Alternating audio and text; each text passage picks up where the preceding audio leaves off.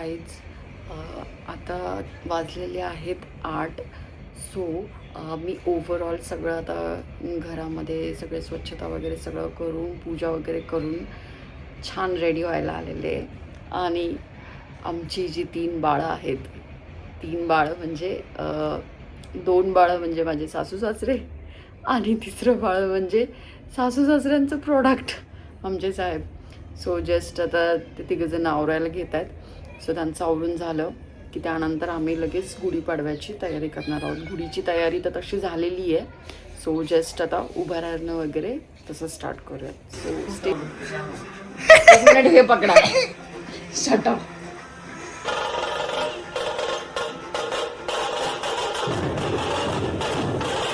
त्याला wide angle नाही आहे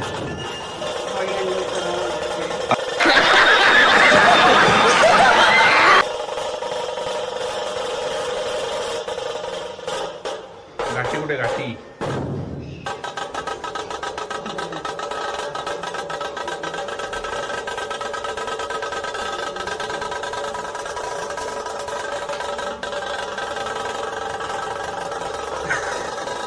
व्हिडिओ मध्ये हास.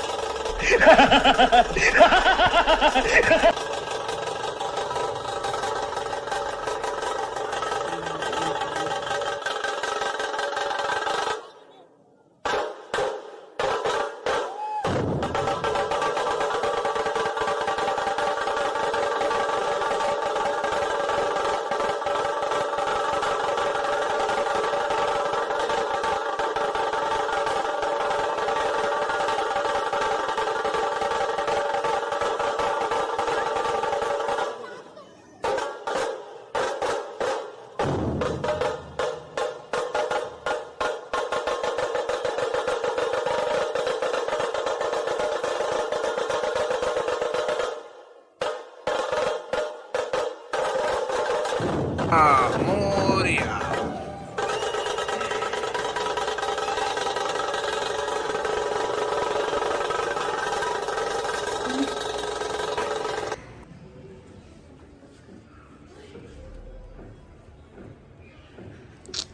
केवढं काम करतो यार तू. बापरे किती काम करतोय. तो जीना ही पडेगा. काय जीना पडेगा, काम करना पडेगा म्हण रे. करना पडेगा.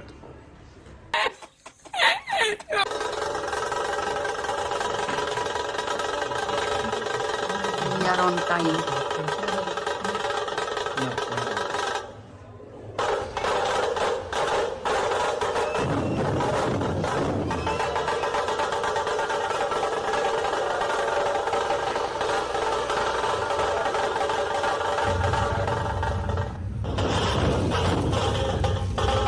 जय श्रीराम.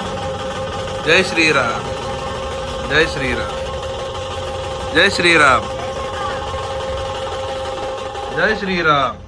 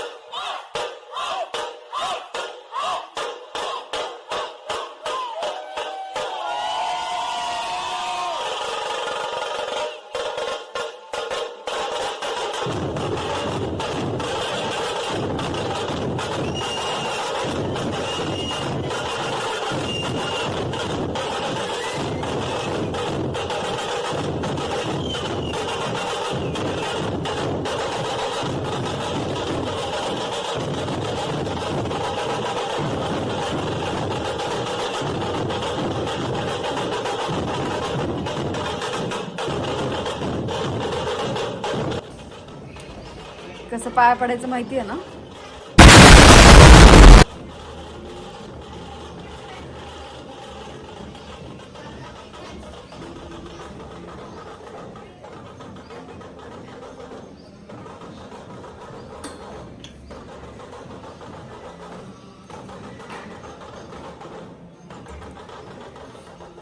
देवा मला पैसे भरपूर मिळू देत. म्हणजे माझ्या बायकोला शॉपिंग करता येईल. हा. तिला दे. अरे बापरे, पाया पडली बाबा, बायको पाया पडली.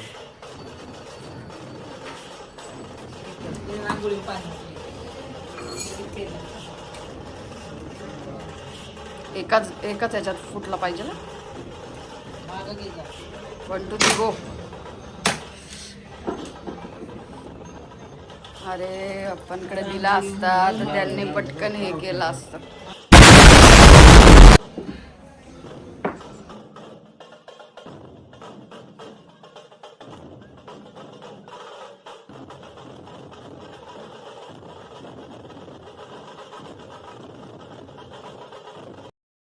गाईज मराठी नववर्षाच्या हार्दिक शुभेच्छा. ठीक आहे, हिंदू तुझ्याकडून. हिंदू नववर्षाच्या तुम्हाला सगळ्यांना, तुमच्या घरातल्यांना, तुमच्या कुटुंबियांना, तुमच्या नातेवाईकांना, तुमच्या मित्रांना, मैत्रिणींना, तुमच्या शत्रूंना, सर्वांना हार्दिक शुभेच्छा. ओके, मी सेपरेट काही सांगत नाही. आमच्या सगळ्यांकडून तुम्हाला खूप खूप शुभेच्छा. तुमचं हे नववर्ष खूप छान जाऊ देत. तुम्ही हेल्दी राहा आणि नेहमी पॉझिटिव्ह राहा. सो गाईज, जस्ट आम्ही गुढीपाडवा म्हणजे सेलिब्रेट करून आलेलो आहे, गुढी उभारून आलेलो आहे. हां, जनरली महाराष्ट्रीयन लोकांना माहिती असेल, बट ज्यांना माहीत नाही त्यांना गुढीपाडवा हा मराठी नववर्षाचा फर्स्ट डे आहे आणि हा चैत्र शुद्ध प्रतिपदेला येतो. सो या दिवशी असं महात्म्य आहे की ब्रह्मदेवाने ही जी सृष्टी आहे ती निर्माण केलेली आहे या दिवशी. त्यामुळे हे नववर्ष कन्सिडर केलं जातं. आणि अपार्ट फ्रॉम दॅट, प्रभू श्रीराम हे रावणावरती विजय मिळवून अयोध्येमध्ये पुन्हा परत आलेले होते. सो त्यामुळे त्यांच्या स्वागतासाठी सगळ्यांनी गुढी उभारली होती. सो त्यामुळे आपण जे निगेटिव्हिटी किंवा असत्यावरती सत्याचा विजय झाल्यानंतर जे सेलिब्रेशन असतं त्यासाठी आपण गुढी उभारतो. सो आपण गुढीपाडव्याला जी काही तुमच्या आसपासची किंवा तुमच्यामधली जी निगेटिव्हिटी आहे ती सगळी दूर होऊन जाऊ दे आणि तुम्ही नेहमी पॉझिटिव्ह राहा अशी आपण प्रार्थना करू. आजचा मेनू काय आहे मॅडम? आजचा मेनू नो पुरणपोळी.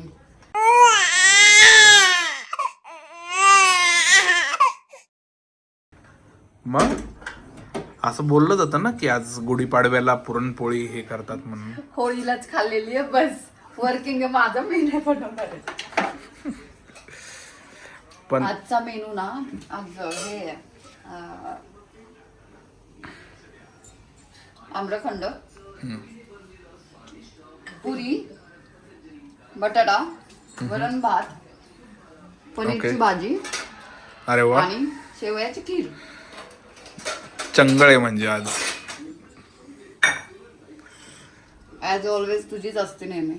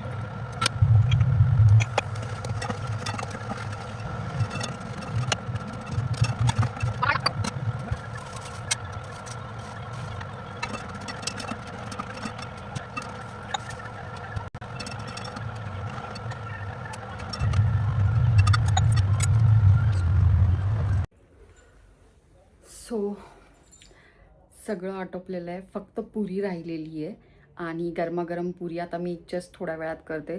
12 वाजलेले आहेत, मला लॉग इन करायचं आहे.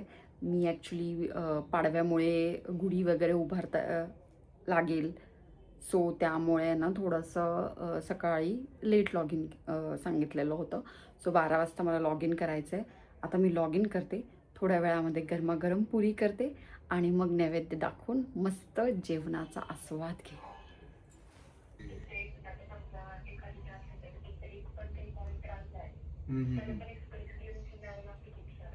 हो बापरे, अवघडच.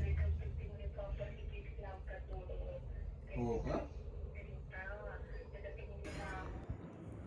So guys, rest of the day माझं काम चालू होतं त्यामुळे मी शूट करू शकले नाही. आता वाजलेले आहेत 6:30 आणि मी आता थोडा ब्रेक घेतलेला आहे. काय रे, वर्किंग होतं ना तुझं? हो, लॅपटॉप कुठे आहे? लॅपटॉप तिकडे चार्जिंगला ठेवलेला आहे, कारण चार्ज असताना मी काम नाही करत. गाईज, याने श्रीखंडपुरी खाल्ल्यानंतर 3 तासाची झोप घेतली आहे. स्पेशली इन्स्टावर स्टेटस टाकलेला आहे की मला कोणी डिस्टर्ब करू नका म्हणून. आणि याचं वर्किंग तिथे लॅपटॉप आहे. तो लॅपटॉप ॲक्च्युली फक्त चार्जिंगसाठी यूज झालेला आहे सकाळपासून. अरे चार्ज करताना काम नाही करत मी. आणि हा चार्ज दिवसभर करतो. आणि पंतप्रधानांनी मला ईमेल पाठवलाय, तो वाचतोय मी. Shut गुढीपाडव्याच्या up. शुभेच्छा दिल्यात. ॲज युजल TCS एम्प्लॉईज यार, आणि आमच्यासारखे एम्प्लॉईज दिवसभर काम करत राहतात. सो गाईज, माझं काम वगैरे संपून जेवण वगैरे करून आता आम्ही माझ्या घरी चाललेलो आहे. जनरली आम्ही 8च्या आधी जेवायचं ट्राय करतो आणि मोस्टली होतं तसं जर ऑफिसला नाही गेलो तर. सो आम्ही आता चाललेलो आहे घरी.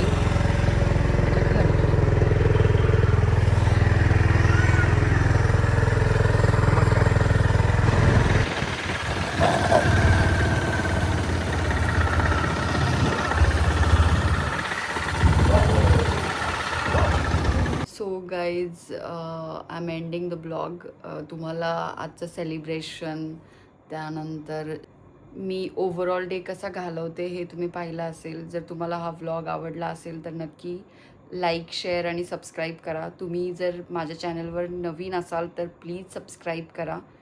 Thank you for watching.